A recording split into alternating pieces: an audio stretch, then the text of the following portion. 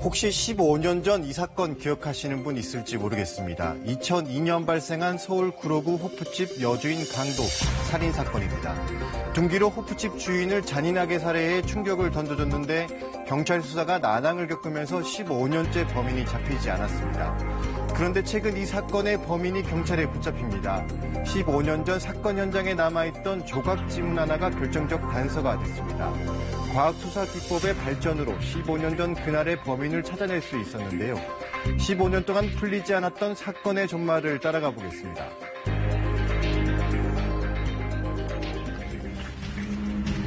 (15년) 전인 2002년 12월 14일 오후 서울 구로구의 한 호프집. 호프집 사장인 당시 50살의 A모 씨가 숨진 채 발견됩니다. 사장이 좀 늦게까지 하거든요. 와보니까 그런 얘기가 들리더라고. 살인 사건 났었다고. 출근한 종업원이 숨져있는 A씨를 발견하고 경찰에 신고했습니다.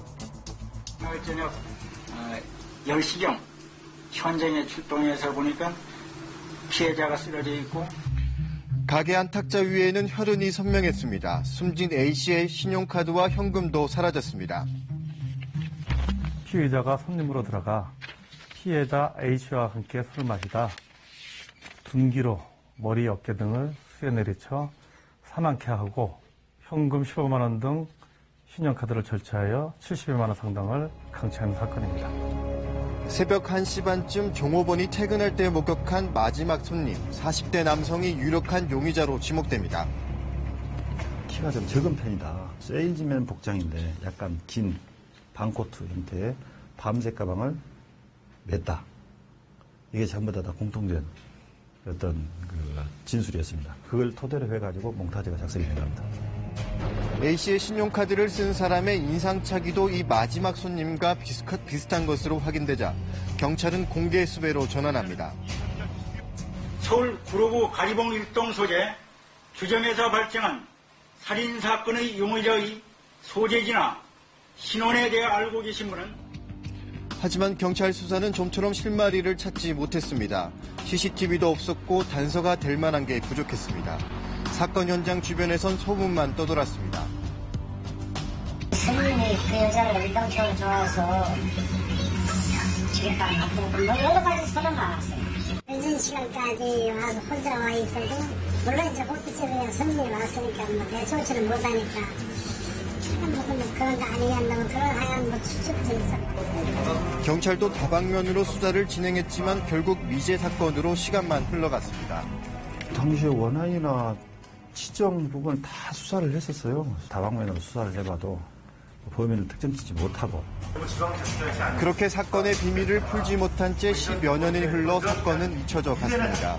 그러던 중 지난 2015년 살인죄의 공소시효를 폐지하는 내용의 일명 태완이법이 국회를 통과하면서 새로운 전기를 받습니다.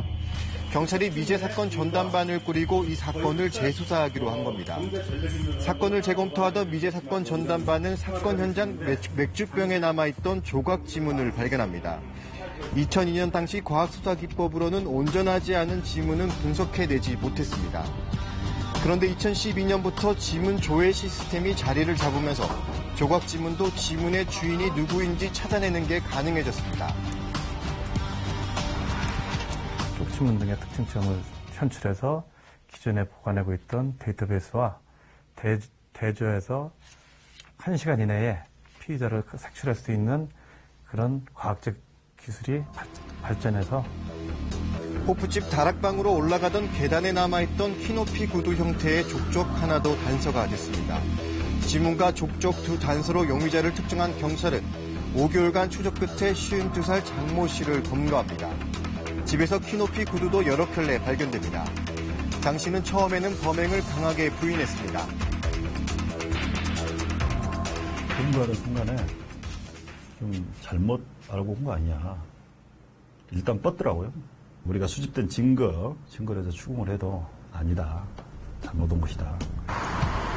구속영장이 발부되자 장 씨는 그제서야 눈물을 흘리며 15년 전 사건의 진실을 털어놓았다고 합니다. 구속영장이 발부되자 제2차 조사를 통해서 본건에 대해서 추궁을 하자 모든 범죄 사실을 그때부터 털어놓기 시작했습니다. 15년 전 건설 현장 일용직 근로자로 일하던 장 씨. 사건 당일 호프집을 혼자 찾아 맥주를 마셨습니다. 시간이 늦어져 종업원이 먼저 퇴근하고 주인 A씨만 가게에 남게 되자 A씨를 살해하고 신용카드와 현금을 챙겨 택시를 타고 달아났다고 진술했습니다. 우발적이라고 주장하고 있지만은 계획적 범죄라고 추정이 됩니다. 쇠파이프 가지고 범행을 했다고 주장하고 있으나 감정 결과에 그 둔기로 이렇게 밝혀져서 계획된 범죄가 아닌가 이렇게 추정이 됩니다. 장 씨는 범행 이후 택시기사로 직업을 바꿨고 지금까지도 개인 택시 일을 하며 평범하게 산 것으로 조사됐습니다. 유가족께서는 권고해줘서 고맙다 이런 말씀을 주셨습니다. 경찰은 구속된 장 씨를 상대로 추가 조사를 진행한 뒤 검찰에 송치할 예정입니다. 태완이법 시행 이후 지금까지 해결된 장기 미제 사건은 모두 6건. 경찰은 다른 미제 사건 수사에도 속도를 내겠다고 밝혔습니다.